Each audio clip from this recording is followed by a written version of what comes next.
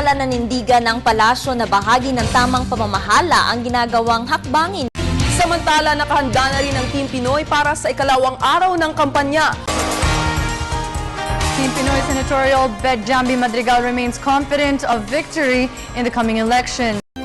Various issues will be tackled in tomorrow's Philippines-US Annual Mutual Defense Board and Security Engagement Board meeting. Kagawarang nakasentro sa kapakanan ng ating mga kababayang nagtatrabaho abroad. Ito'y ang ginagawang hakbang ng Department of Trade and Industry para tulungan ang mga malilit na negosyo. Nakakasuhan ngayon ng Independent Commission for Infrastructure. Ito po yung ICI. Kailan ho tutulong ang MMDA? Hindi po ba kinakaya ngayon ng bagong kontraktor? Makibahagi sa aming balitaan, like lamang aming Facebook page at mag-subscribe sa aming YouTube channel. Para naman sa inyo makibahagi sa aming balitaan, i-like lamang ang aming Facebook page at mag-subscribe sa aming YouTube channel. Para naman sa inyo